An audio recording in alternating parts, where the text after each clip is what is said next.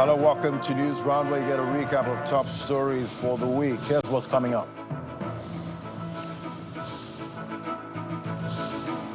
Thunderous cheers for Nigeria's football queens as President Tinubu showers Super Falcons with mouth-watering rewards.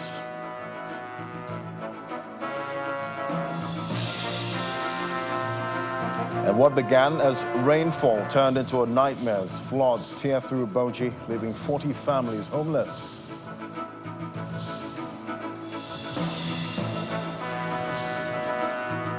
And it's a dramatic twist as nurses defy government's claim, insist battle isn't over.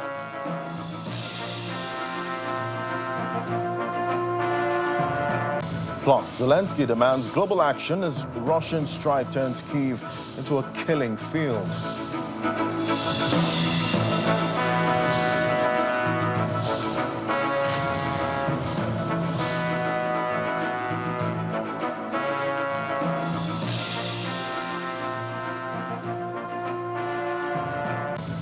And that's News Round in View. Well, President Tinubu has conferred the national honor of the Officer of the Order of the Niger on the victorious female national football team, the Super Falcons, for winning Nigeria's 10th title of the Women's Africa Cup of Nations in Morocco. President Tinubu disclosed this when he hosted the players and other members of the team at the presidential villa on Monday. He also announced the award of the Naira equivalent of $100,000 to each of the 24 players and a 3-bedroom apartment for each player, while the Naira equivalent of $50,000 each was awarded to 11 members of the technical team.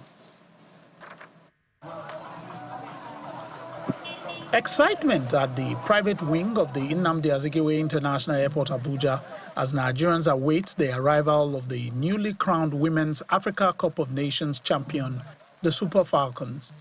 Also present here are some ministers, state governors, and other dignitaries. At exactly 2:26 p.m., the aircraft arrives. Exiting the aircraft, the captain of the team, Rasheedat Ajibade, lifts the trophy to cheers of excitement. The team then leaves the airport for the presidential villa. They arrive at the villa and are led in, straight into the arms of the First Lady.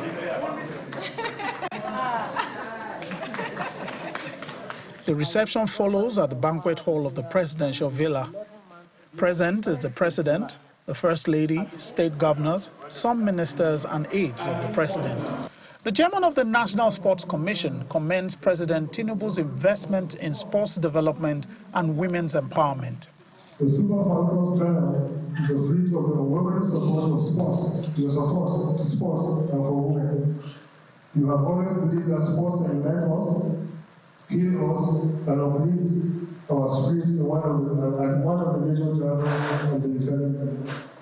And today, we are seeing it happen. For the captain of the triumphant team, the victory is for all Nigerians. This 10th title is for you, Mr. President.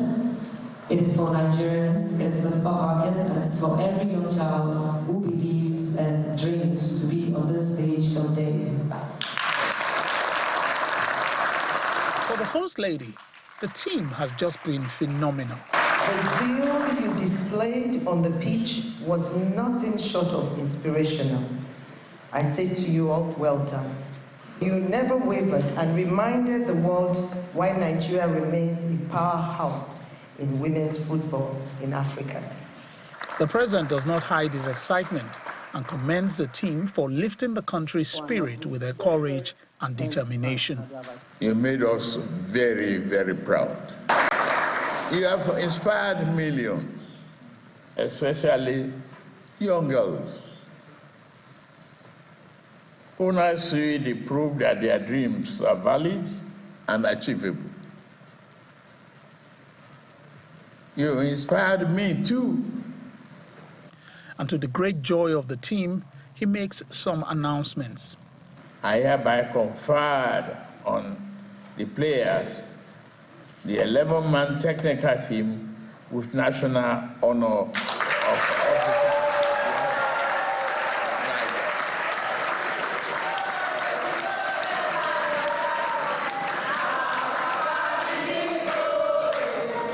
president also approved the cash award of the Naira equivalent of $100,000 to each of the 24 players and $50,000 equivalent to each technical team member.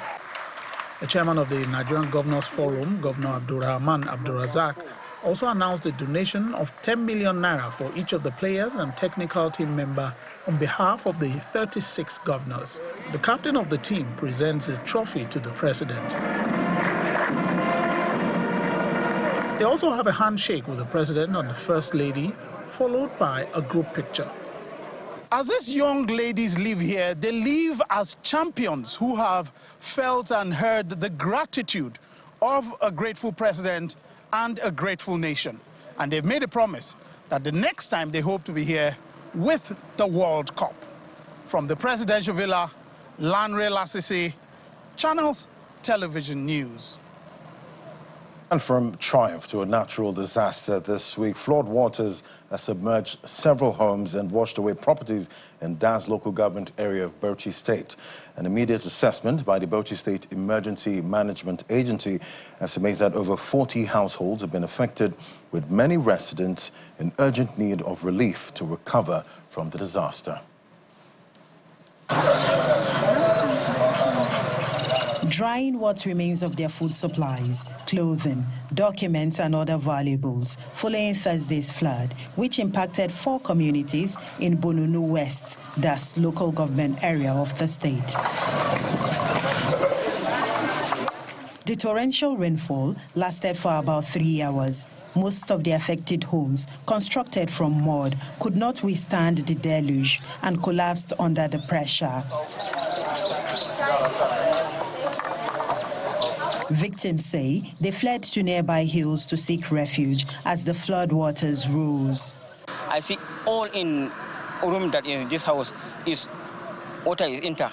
I'm there. I remove no anywhere that I will remove anything in this house. But I'm here. Say I will remove my children's only. I remove all thing, money, my food, fertilizer, everything. Water is going on. Some displaced residents are currently taking shelter on a 2-classroom block at a local school. We don't have nothing to eat. Today, most of us will sleep like that. Nothing in our room today. These women and their children tell me that they have nowhere to go to. All the houses here have been leveled to the ground. They have lost their belongings. The primary school that was provided for them is barely enough to accommodate all of them. And right now, the weather is changing. Any moment from now, the rain could come again. Amid the devastation is a man who has been living with paralysis for several years, and now his home has also been destroyed. He is currently being housed temporarily by neighbors.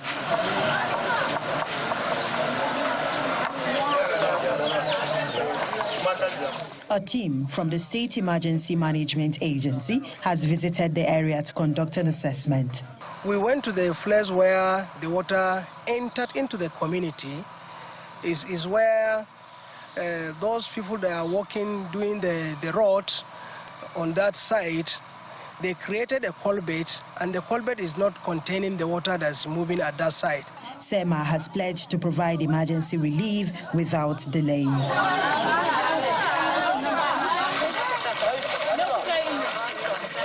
Meanwhile, the National Flood Early Warning Center has issued a forecast predicting possible flooding in 5 locations across Bauchi State between July 31 and August 4. Hajara Aliyu, Channels Television News. And now to industrial matters. The Coordinating Minister of Health and Social Welfare, Professor Ali Pate, announced that the National Association of Nigerian Nurses and Midwives have reached an agreement with the federal government to call off the ongoing 7-day warning strike. Speaking to Channels Television after a closed-door meeting with the leadership of the association, the representatives of labor unions and the minister, they say all issues that led to the nurses' strike have been looked into and actions have been taken by the government to address the situation. Meanwhile, the Nurses Association, in a statement, have dissociated themselves from the health minister's comments, insisting that a strike is still ongoing and not suspended.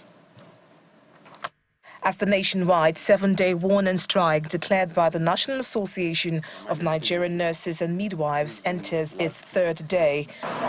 The coordinating Minister of Health and Social Welfare, Professor Mohammed Pate, is meeting with the leadership of the association, representatives of the Ministry of Labour and other stakeholders to thrash out all the issues that led to the strike. This meeting is in furtherance of negotiations which started on July 29 between the association and the federal government. The meeting then goes into a closed-door session. The warning strike by the Nursing Association had commenced at midnight of July 29. The strike, initiated by the Federal Health Institution sector of the association, is hinged on what the union described as a reluctance of the government to respond to an earlier 15-day ultimatum issued on July 14.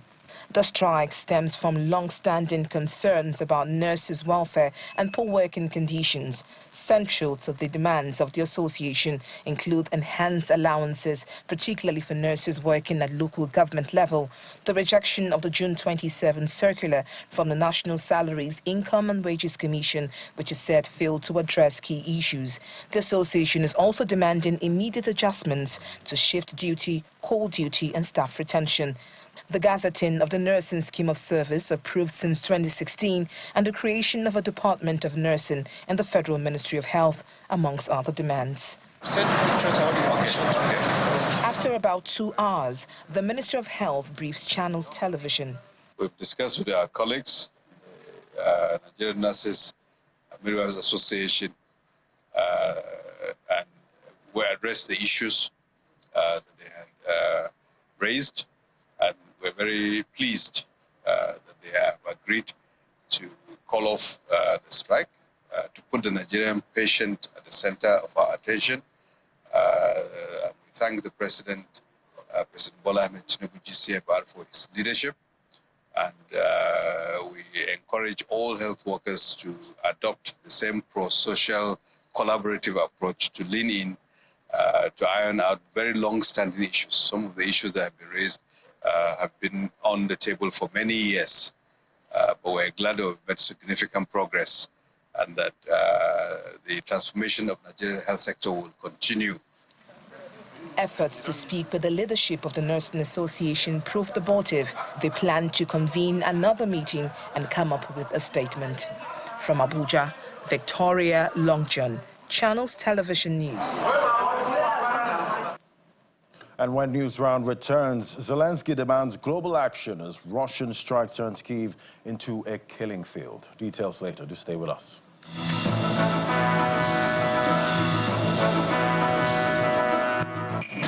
It's a fast beat, unpredictable and full of surprises. The unforgettable moments, unprecedented passion. The victories and defeats in the world of sports makes it engaging. Fasten your seatbelts as we take you through every update in the news and on our shows. We define the moments of true sports. Join us.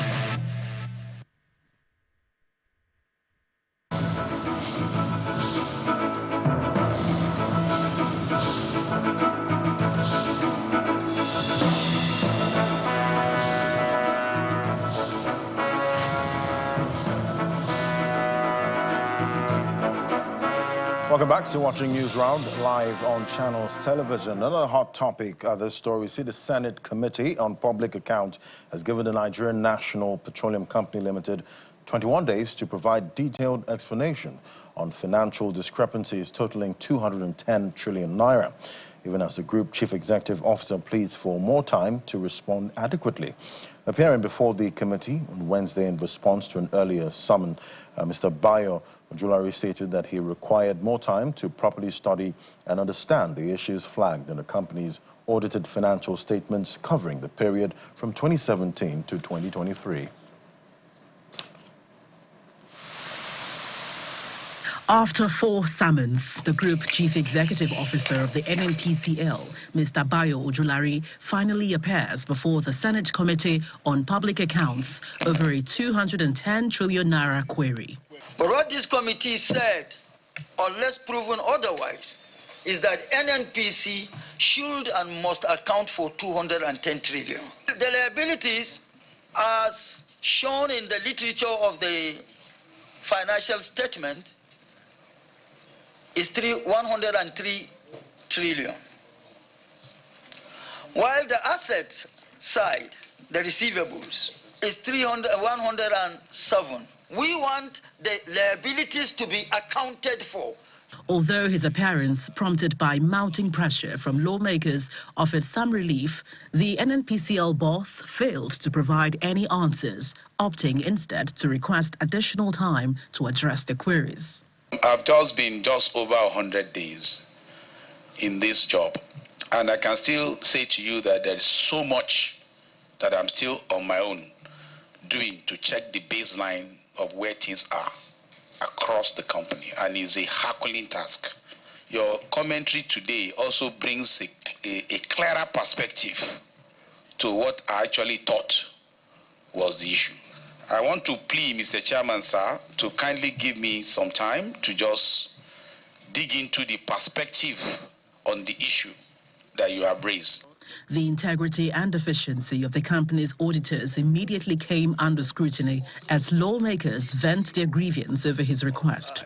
All the people who he sent once, twice, or even 3 times to represent him, they were not in a position to brief him about the issues before this committee for which they were being invited. They didn't tell him. So how can he pledge that he doesn't know what the issues are? And Nigerians are aware that the reason for your appointment was to effect a change. Please be very, very clear and also be honest with us. Because when you say with a lot of questions here, and each time they come, even one question you can't answer, it's surprising. The NNPCL boss is then granted an opportunity to provide a timeline. You were so kind. If you can give me 4 weeks, I think I will have done justice. 3 weeks will be the period within which he responds to us. Following the 21-day ultimatum, the NNPCL boss is expected to return with a comprehensive and reconciled response in less than a month. From the National Assembly, Gloria Umezuke, Channels Television News. And now to security matters. The Niger State Police Command has successfully united 35 victims of kidnapping, comprising 16 women and 19 children with their families after weeks in protective custody. The victims were rescued from various hideouts across Kagara, Tegina and Agwara areas of the state. The official handover ceremony was presided over by the Deputy Commissioner of Police in charge of investigation, Mr. Ibrahim Adamu, in Mina, the Plateau State capital.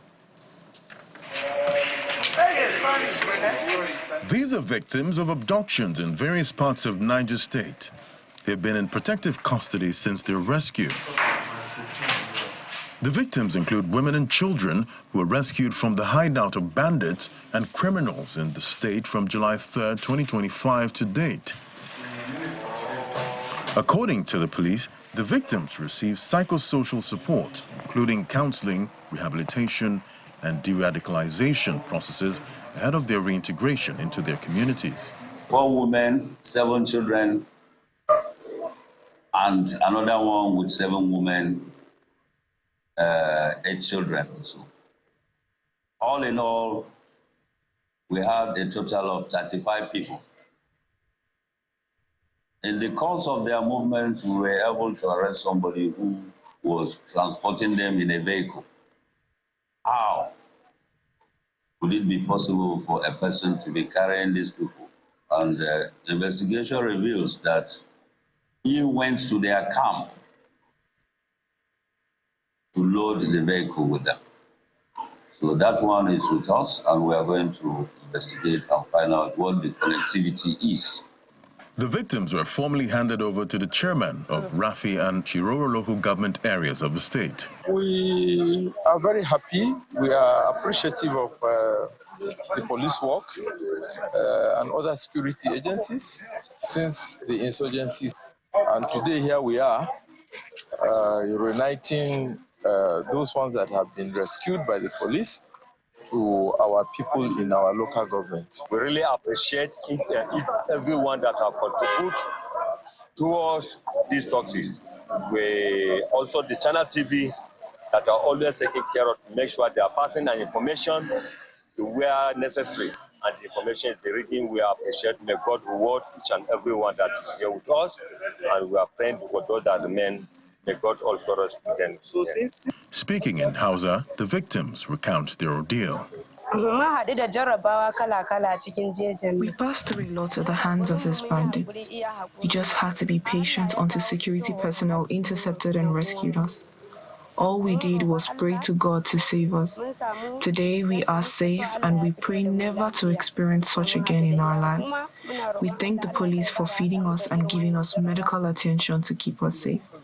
I was kidnapped with one of my children, but now I am grateful we are alive and going home.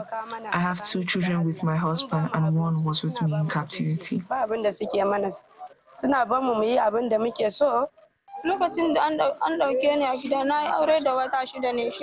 had just gotten married 6 months before I was kidnapped with my husband.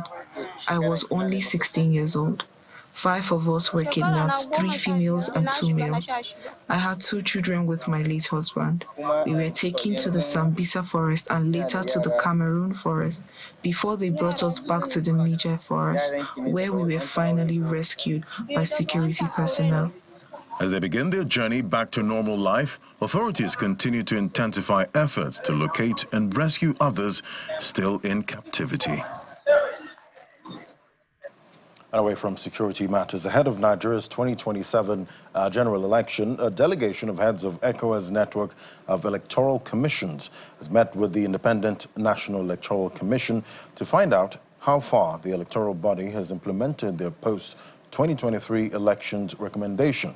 Led by the chairperson of the Liberia Electoral Commission, the delegation says they hope to jointly discuss how to ensure necessary reforms ahead of the next general election. The chairman of the Independent National Electoral Commission, INEC, along with national commissioners, are attending this meeting with members of the ECOWAS network of electoral commissions for a follow-up on the implementation of the post-2023 general election recommendations. ECOWAS election observer missions were quite significant in the 2023 general election.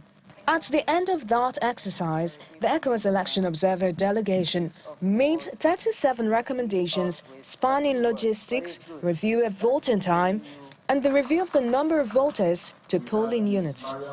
We may be able to understand.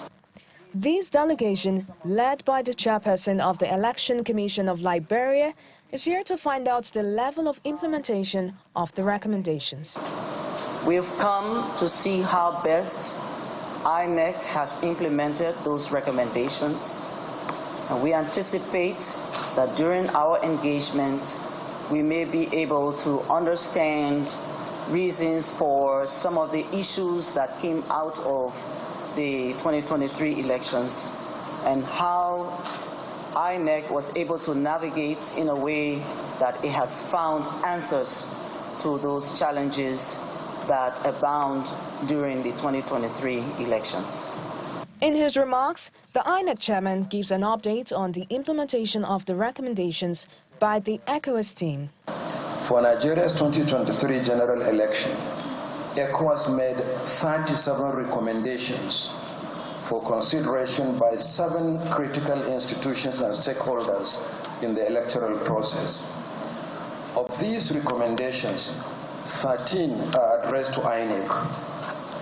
Of the 13 observations specifically addressed to INEC, the Commission has considered all of them that require administrative action to implement while waiting for the conclusion of the ongoing legal review by the National Assembly on aspects of the recommendations that require legislative intervention.